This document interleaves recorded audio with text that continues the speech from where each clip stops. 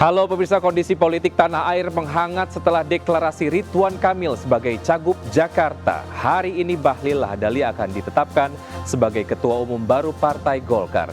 Saya Wiki Adrian, inilah seputar iNews yang selengkapnya.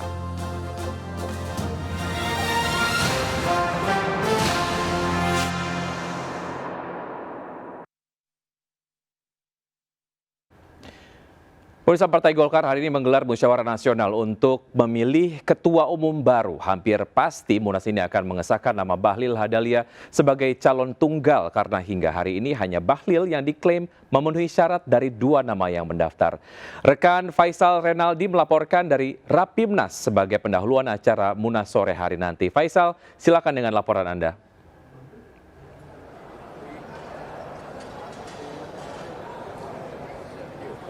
Ya, Wiki dan juga pemirsa, sosok yang akan menjadi Ketua Umum Partai Golkar tampaknya sudah terjawab dan akan disampaikan dalam Munas atau Musyawarah Nasional ke-11 Partai Golkar yang akan digelar dalam 2 hari ini. Dalam pembukaan Rapimnas pada pagi tadi, memang PLT Ketua Umum Partai Golkar Agus Gumiwang Kartasasmita mengatakan bahwa Bahlil Lahadalia akan ditetapkan sebagai Ketua Umum Partai Golkar dalam Musyawarah Nasional atau Munas ke-11 Partai Golkar yang pembukaannya akan dimulai pada pukul 4 sore nanti. Dan kita sampaikan juga, Wiki dan juga pemirsa, memang beberapa hari yang lalu Partai Golkar memang sudah membuka pendaftaran sebagai calon ketua umum. Dan dalam pendaftaran tersebut memang ada 2 nama yang mendaftar sebagai calon ketua umum Partai Golkar. Yang pertama tadi yang kami sebutkan adalah Bahlil Lahadalia yang mendaftar sebagai calon ketua umum Partai Golkar dan juga kader dari Golkar sendiri yakni Ridwan Hisyam. Namun nampaknya dalam hasil verifikasi yang sudah dinyatakan oleh DPP Partai Golkar melalui steering committee dinyatakan bahwa Bahlil Lahadalia menjadi calon satu-satunya atau calon tunggal Ketua Umum Partai Golkar yang dinyatakan lolos verifikasi dan juga persyaratan untuk menjadi Ketua Umum Partai Golkar. Kemudian dapat kami informasikan pula, Wiki dan juga pemirsa, memang yang menjadi persoalan saat ini adalah dan jadi pembicaraan juga bahwa informasi yang kami dapatkan, Wiki, bahwa memang untuk menjadi Ketua Umum Partai Golkar ini ada beberapa persyaratan yang memang salah satunya harus minimal menjadi pengurus Partai Golkar kurang lebih selama 5 tahun. Nah, ini yang menjadi pertanyaan oleh semua orang. Apakah memang betul Bahlil Lahadalia ini sudah menjadi pengurus Partai Golkar selama 5 tahun? Nah, tadi juga sempat disinggung dalam doorstop kami atau wawancara kepada PLT Ketua Umum Partai Golkar yang mengatakan ada isu pula bahwa akan diubahnya ART Partai Golkar dalam Munas ini. Namun tadi juga dibantah oleh Agus Gumiwang bahwa pembahasan ART dalam Munas nanti memang tidak ada kaitannya dengan calon Ketua Umum baru Partai Golkar yang akan memimpin selama 5 tahun ke depan.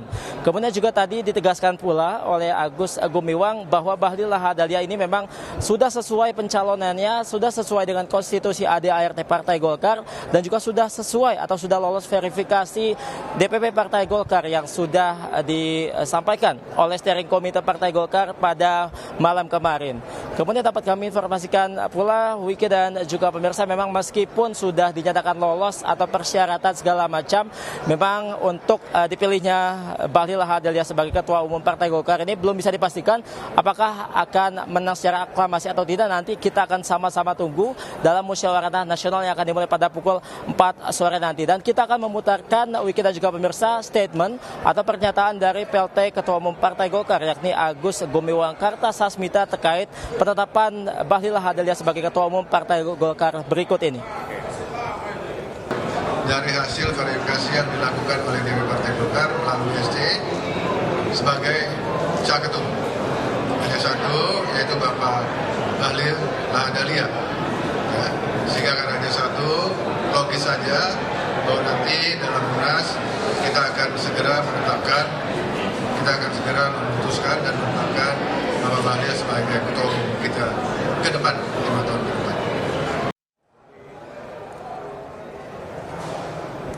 Ya, Wiki, memang juga muncul isu bahwa Presiden Jokowi akan diangkat sebagai Ketua Dewan Pembina Partai Golkar. Nah, yang ini kita masih menunggu atau kita tunggu sama-sama dalam Munas ini. Namun dipastikan bahwa Presiden Jokowi akan hadir dalam acara puncak Munas pada pukul 7 malam besok. Kita nantikan sama-sama, Wiki, Musyawarah Nasional ke-11 Partai Golkar yang akan digelar atau yang akan dimulai pada pukul 4 sore nanti. Demikian, Wiki, kembali ke Anda.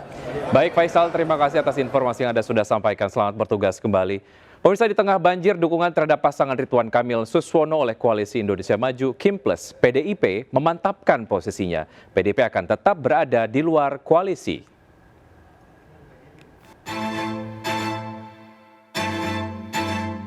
PDI Perjuangan menegaskan sikapnya yang tidak akan bergabung dengan Koalisi Indonesia Maju atau Kim Plus, khususnya pada Pilgub DKI 2024 ini. Meski dukungan kepada pasangan Ridwan Kamil Suswono diprediksi unggul, PDIP justru menantang pihak koalisi. Oke, ya. Kita lihat ya nanti ya, deklarasi itu, dan kita bisa melihat ya bagaimana nantinya gitu ya. Kalau itu terjadi, maka PDI secara otomatis tidak bisa mencalonkan sendiri. Kalau begitu, kami tantang apakah berani ya pasangan yang nanti akan deklarasi dengan memborong semua partai. Jarod juga meminta semua pihak untuk menunggu sampai batas terakhir pendaftaran Cagup-Cawagup DKI Jakarta pada 29 Agustus 2024 mendatang.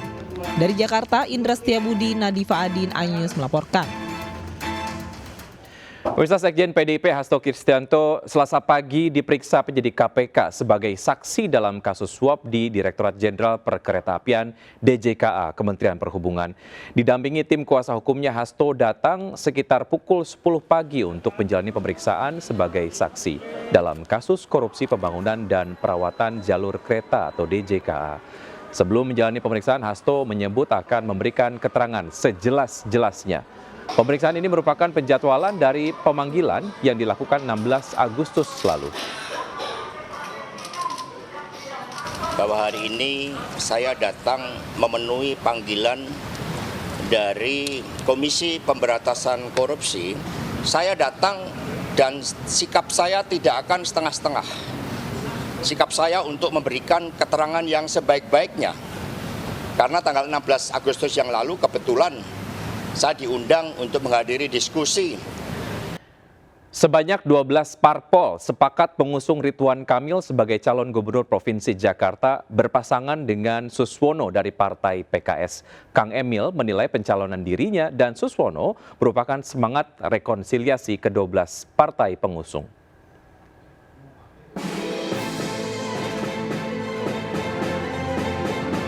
Pasca tarik ulur calon kepala daerah yang akan maju dalam Pilkada Jakarta 2024, 12 partai politik tergabung dalam Koalisi Jakarta Baru untuk Jakarta Maju akhirnya resmi mengusung Ridwan Kamil dan Suswono sebagai bakal cagup dan cawagup Jakarta. Kang Emil menilai ke-12 parpol pengusungnya menunjukkan semangat rekonsiliasi pasca pemilu 2024. Dalam pandangan saya, koalisi ini adalah koalisi yang mencerminkan semangat rekonsiliasi. Berpalingnya PKS dan PKB dari Anies Baswedan ke kubu Ridwan Kamil Suswono membuat Anies Baswedan hampir dipastikan tidak bisa maju di Pilkada Jakarta 2024. Kenapa DKJ itu ke Ridwan Kamil dan Suswono? Ya agar Anies tergusur, agar Anies tidak bisa berlayar. Dan tentu skemanya adalah melawan kota kosong ya. Skemanya adalah melawan kota kosong tapi kelihatannya melawan calon independen. Karena calon independennya kan lolos verifikasi di KPU, Dharma dan Kun tersebut. Ujang Komarudin menambahkan keputusan PKS meninggalkan Anies berpotensi menuai kekecewaan para pendukungnya. Dua kemungkinan menurut Ujang. Pendukung PKS di Jakarta akan memilih pasangan Dharma Kun atau memutuskan golput. Dari Jakarta, tim liputan iNews melaporkan. Meskipun penuh dengan polemik, pasangan jalur independen Dharma Pongrekun dan Kun Wardana dinyatakan memenuhi syarat dukungan untuk Pilkada Jakarta 2024. Namun Bawaslu tetap akan memproses laporan yang masuk terkait dugaan pencatutan KTP warga secara sepihak.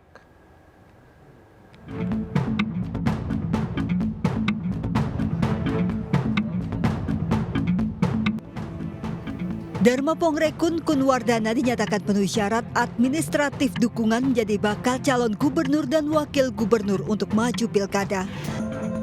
Atas keputusan ini, pasangan Dharma Kun bisa mendaftarkan diri pada 27 hingga 29 Agustus mendatang. Kami mengeluarkan surat keputusan KPU Provinsi DKI Jakarta tentang pemenuhan syarat dukungan untuk pasangan calon Dharma Pongrekun dan Kunwardana. Atas nama kepastian hukum tahapan yang ada bahwa kami menyepakati tadi cut off-nya di pukul 23.00. Setelah pukul 23.00 ada masukan 83 lagi dari Bawaslu yang total 400-an pada dia. 400-an. Dharma Kun tetap melenggang ke pilkada meski diwarnai polemik dugaan pencatutan KTP warga secara sepihak untuk persyaratan. Persoalan masalah data, sedikit saya mau jelaskan bahwa pengumpulan data itu kami dilakukan oleh para relawan independen. Jadi kami tidak terjun langsung. Meski lolos, Bawaslu tetap akan memproses laporan dugaan pencatutan KTP warga setelah viral di media sosial banyaknya warga yang mengeluhkan KTP-nya dicatut, termasuk 2 anak dan adik Anies Baswedan. Warga yang merasa KTP-nya dicatut bisa segera melapor ke Bawaslu melalui nomor WhatsApp 0821 2312 3336. Sementara untuk melaporkan pencatutan KTP ke KPU, warga mengeluhkan rumitnya proses karena warga harus menyertakan foto selfie dengan KTP mirip seperti pengajuan pinjaman online. Dari Jakarta, Syahreza Zanski, Rama Romadona, iNews melaporkan. Anies Baswedan dipastikan tersingkir dari pencalonan Gubernur Jakarta karena hanya tersisa PDIP yang memiliki 15 kursi atau kurang 2 kursi untuk bisa mencalonkan cagup tanpa berkoalisi. Padahal dalam beberapa survei jauh mengungguli Ridwan Kamil yang diusung koalisi 12 parpol atau Kim+. PKS, Nasdem, dan PKB akhirnya merapat ke Koalisi Indonesia Maju Kim+ mendukung Ridwan Kamil Suswono. Deklarasi dukungan Kim+ ini sekaligus memupus jalan Anies menuju kursi DKI 1. Anies kini hanya berharap pada PDIP, namun PDIP sendiri tidak bisa mengajukan calon sendiri karena kekurangan suara di Jakarta. Padahal dalam survei Saiful Mujani Research Center, dukungan warga DKI Jakarta terhadap Anies mencapai 42,8%. Batas akhir pendaftaran sendiri akan ditutup pada 29 Agustus 2024.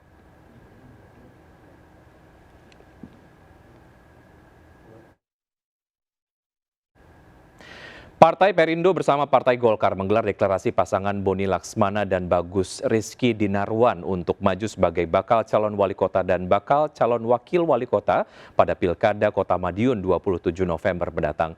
Ribuan warga turut hadir memberikan dukungan untuk pasangan muda dengan jargon bonus alias Boni Agus tersebut.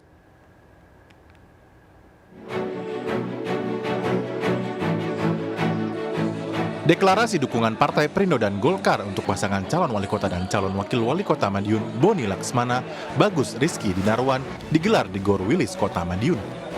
Kedatangan pasangan Boni Bagus di lokasi deklarasi disambut antusias ribuan pendukung yang mengharapkan bisa membawa perubahan lebih baik untuk Kota Madiun.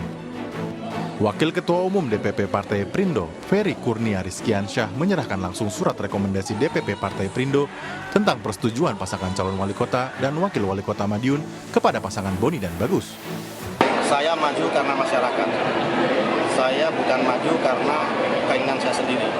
Jadi tentu karena saya juga berasal dari masyarakat, saya ingin mencari solusi sebenarnya ada apa sampai masyarakat meminta saya maju. Mudah-mudahan saya bisa bekerja keras, berjuang sama-sama masyarakat yang ada di kesempatan sore ini sehingga nanti kami bisa memenangi kontestasi pilkada. Acara ini luar biasa. Ini adalah satu bukti di awal bahwa Mas Boni dan Mas Bagus itu betul-betul bisa diterima oleh masyarakat Kota Madiun. Dan ini satu bekal yang luar biasa. Dan saya meyakini bahwa dengan kapasitas yang mumpuni dari kedua beliau akan bisa membawa Kota Madiun menjadi lebih baik.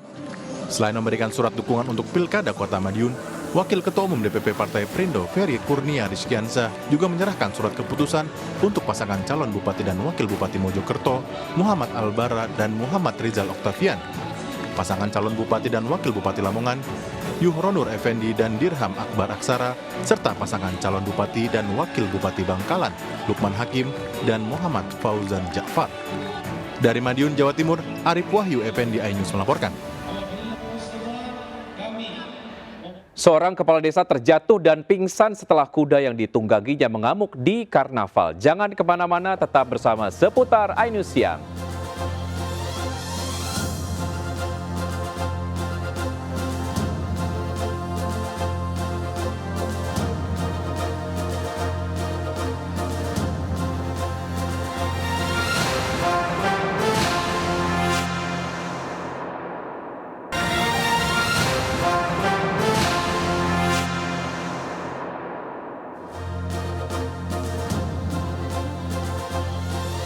Terima kasih Anda masih bergabung bersama kami. Pemirsa, seorang kepala desa terjatuh dan pingsan setelah kuda yang ditumpanginya mengamuk di Karnaval Pembangunan Peringatan Hari Kemerdekaan Indonesia dan Hari Jadi Kabupaten Klaten, Jawa Tengah. Korban pun dilarikan ke rumah sakit.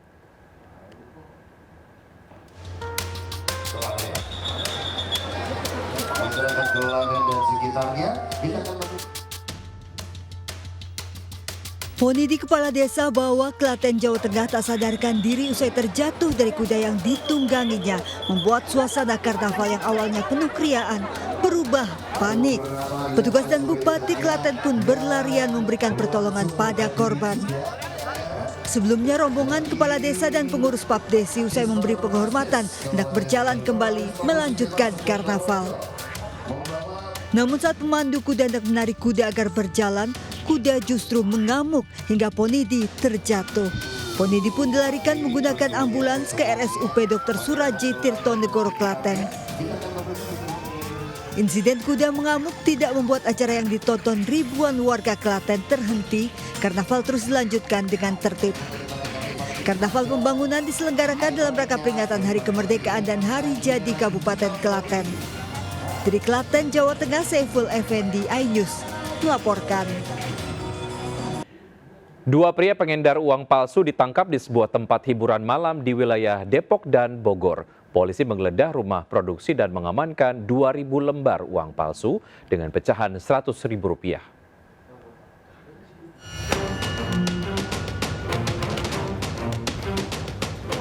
Dua pria diamankan saat tertangkap tangan mengedarkan uang palsu di sebuah tempat hiburan malam di Jalan Arko Jaya, Bogor, Jawa Barat.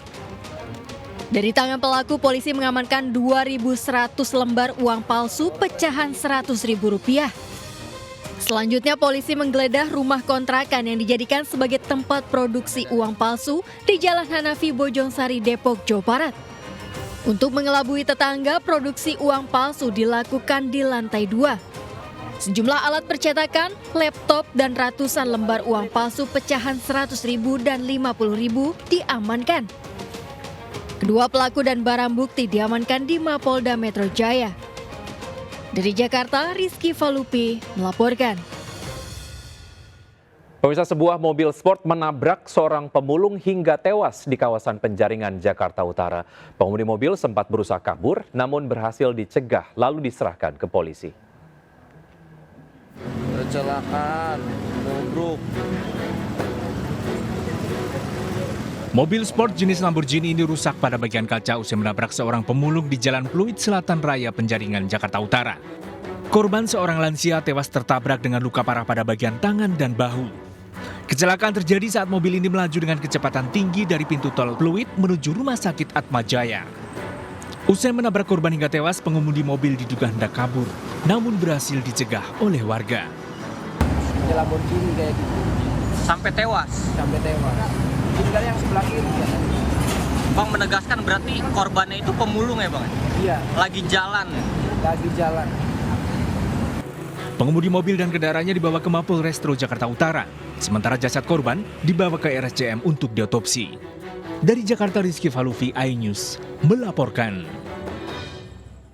Seorang pria terekam CCTV menganiaya kekasihnya di sebuah lift sebuah hotel di Cengkareng, Jakarta Barat. Berbekal rekaman CCTV, korban melaporkan pelaku ke polisi.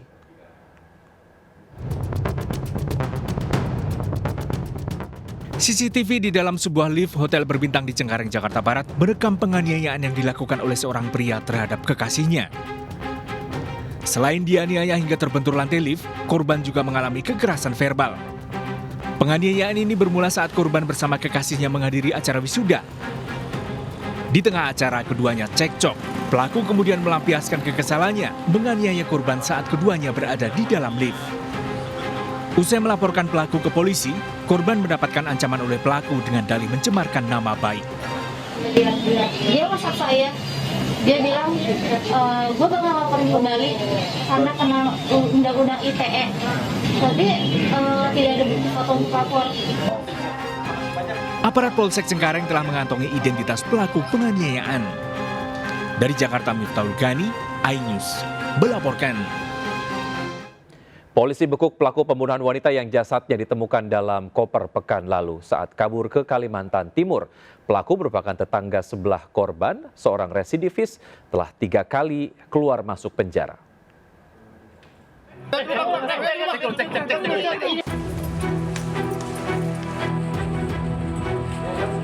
Penangkapan pelaku pembunuhan ini wanita yang jasadnya ditemukan dalam koper pekan lalu terjadi di wilayah Kalimantan Timur. Pelaku wanita berkutik saat diamankan dalam pelariannya. Hasil pemeriksaan, pelaku merupakan tetangga sebelah rumah korban, melakukan pencurian serta menganiaya dan memperkosa korban. Pelaku yang juga merupakan seorang residivis mengaku melancarkan aksinya dalam kondisi pengaruh minuman keras.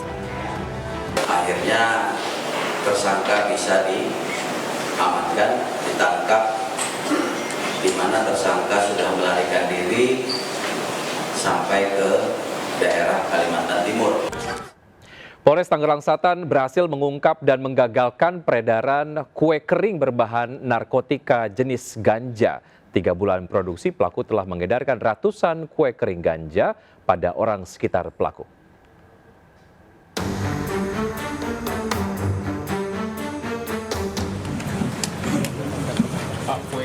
Sat Narkoba Polres Tangerang berhasil mengungkap dan menggagalkan peredaran narkoba jenis ganja. Dari kasus ini, 1 pelaku berinisial S diamankan di kediamannya di wilayah Purwakarta, Jawa Barat. Hasil penyelidikan, S mencampurkan ganja kering ke dalam adonan kue dan menjadikan sebagai cemilan kue kering rasa ganja. Pelaku S mengaku telah 3 bulan memproduksi ratusan kue kering ganja diedarkan pada teman, keluarga, dan kerabatnya. Kasus ini terungkap dari penangkapan 2 pelaku sebelumnya bersama barang bukti ganja kering 140 kg. Dari tersangka S, kami mengamankan narkotika sebanyak 91,2 gram. Berikut kue atau cookies yang di dalamnya mengandung THC atau ganja sebanyak 102 keping. Pelaku bakal dijerat tentang narkotika dan terancam hukuman mati. Hingga kini polisi masih terus memburu bandar besar yang identitasnya telah diketahui. Dari Tangerang Selatan, Banten, Nunung Purnomo, iNews melaporkan. Kebakaran melanda Pasar Krian di Kabupaten Sidoarjo, Jawa Timur. Lebih dari 100 kios dan ruko ludes terbakar. Api diketahui pertama kali muncul dari salah satu kios yang berada di tengah pasar.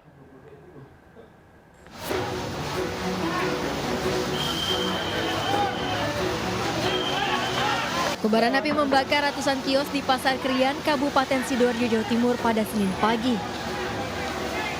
Api pertama kali diketahui berasal dari kios yang berada di tengah area pasar. Banyaknya bahan material yang mudah terbakar membuat api dengan cepat membesar. 4 jam api belum dipadamkan, 24 mobil pemadam kebakaran dikerahkan ke lokasi. Kebakaran ini mengakibatkan lebih dari 100 kios dan ruko ludes terbakar. Sejumlah pedagang panik berusaha menyelamatkan barang dagangannya yang masih utuh. Hingga saat ini penyebab kebakaran masih dalam proses penyelidikan dari pihak kepolisian. Dari Sidoarjo, Jawa Timur, Yoyok Agusta melaporkan. Lepaskan kepenatan dengan merasakan sensasi berwisata alam glamping di lereng Merbabu, Boyolali. Jangan kemana-mana, tetap bersama Seputar iNews Siang.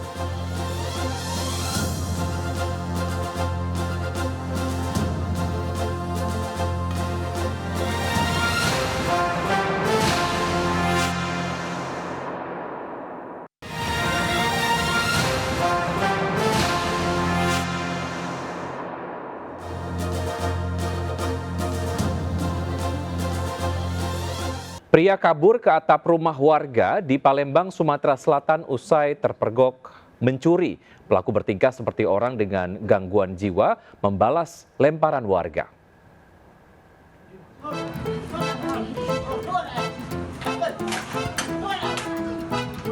Ada-ada saja ulah pencuri satu ini. Terpergok mencuri di rumah warga di Jalan Riyakudu, Palembang, pelaku kabur naik ke atas genteng rumah. Agar pelaku turun dari atas genteng, warga melempari pelaku dengan batu. Tak kehilangan akal, pelaku justru membalas melempari warga yang menunggu di bawah. Pelaku juga berpura-pura mengalami gangguan jiwa agar warga takut untuk menangkapnya. Setelah berhasil ditangkap, pelaku menjadi sasaran amukan warga.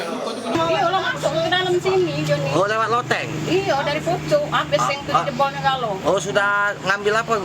Belum sempat ngemik oleh ketahuan kan. Teriaki oleh warga sini kan.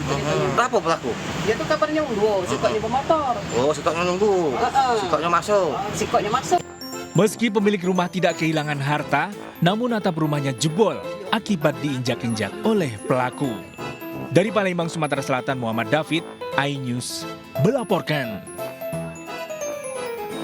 Polisi bekuk 2 pelaku bajing loncat yang menggasak velg ban mobil truk yang tengah melaju di kawasan Kota Medan. Sementara di Cimahi, seorang siswi di bawah umur diculik oleh seorang pria yang baru dikenalnya di media sosial. Selengkapnya dalam Seputar Peristiwa.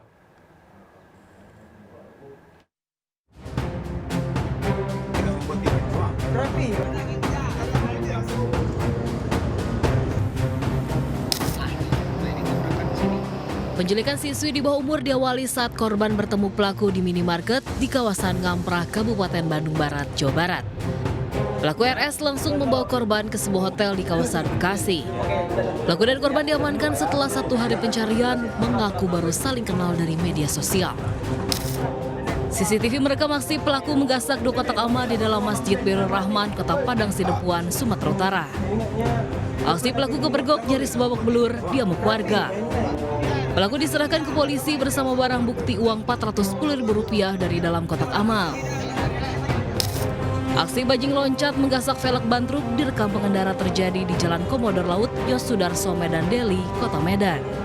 Tak butuh waktu lama, 2 pelaku langsung ditangkap di sekitar lokasi. Pemirsa, kemarin pemerintah membentuk sekaligus melantik Kepala Badan Gizi Nasional. Lalu apa saja tugas dan tantangannya? Berikut adalah paparan dari Reza Helmi dan juru kamera Raga Firdaus. Pemerintah resmi membentuk Badan Gizi Nasional yang tertuang dalam Peraturan Presiden Nomor 83 Tahun 2024 yang sudah diteken oleh Presiden Joko Widodo 15 Agustus 2024 lalu. Badan ini dibentuk untuk membantu salah satu program pilihan dari Presiden terpilih Prabowo Subianto. Di tahun pertamanya saja membutuhkan anggaran fantastis hingga 71 triliun rupiah. Badan ini bertugas melaksanakan pemenuhan gizi nasional pada 4 kelompok prioritas, peserta didik, anak di bawah usia 5 tahun, ibu hamil, dan menyusui. Menurut Survei Kesehatan Indonesia, pada 2023 angka stunting mencapai 21,5%. 1 dari 5 anak serta 1 dari 7 remaja mengalami obesitas.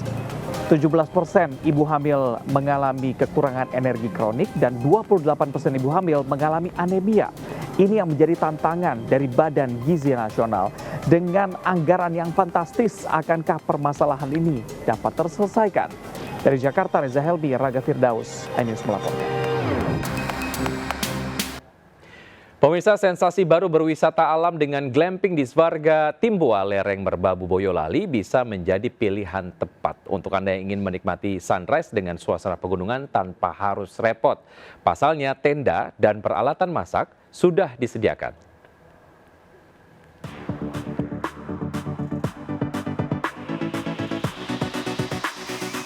Indahnya golden sunrise atau matahari terbit menjadi pemandangan pertama kali ketika bangun pagi dan membuka tenda di Swarga Timboa di Ngadirojo, Boyolali. Pemandangan ini semakin sempurna dengan kabut tipis dan hamparan awan yang menyelimuti lembah di bawahnya. Terletak di ketinggian 1.700 meter di atas permukaan laut, Swarga Timboa menawarkan pemandangan luar biasa dari lereng Gunung Merbabu. Tempat ini langsung mencuri perhatian karena pengunjung tak perlu bersusah payah mendirikan tenda. Tenda-tenda telah didirikan lengkap dengan beragam fasilitas, mulai dari kasur, bantal dan selimut atau sleeping bag. Gitu loh, suasananya keren di ketinggian yang cukup di tengah-tengah gunung ya kayaknya ini ya. Terus beneran apa ya, buatku sama keluarga tuh juga enak. Karena juga tempatnya ramah anak kan, cemilannya juga enak banget. Jadi kita lebih priority ke kenyamanan, ketenangan gitu. Jadi orang kan camping pengennya tenang ya, pengen nyaman gitu. Itu akan lebih dapat di sini. Di Swarga Timboa, makan malam barbeque di tengah udara dingin pegunungan juga menjadi salah satu favorit pengunjung. Hamparan lampu-lampu tengah kota atau city light juga menjadi pemandangan tak kalah indah. Untuk sampai ke lokasi, pengunjung bisa melakukan perjalanan dari kota Boyolali maupun kota Salatiga. Dari Boyolali, Jawa Tengah, Taufik Budi Nur Cahyanto, iNews melaporkan. Kami akhiri jumpa kita siang hari ini. Saya Wiki Adrian bersama tim yang bertugas undur diri, tetap semangat dan sampai jumpa.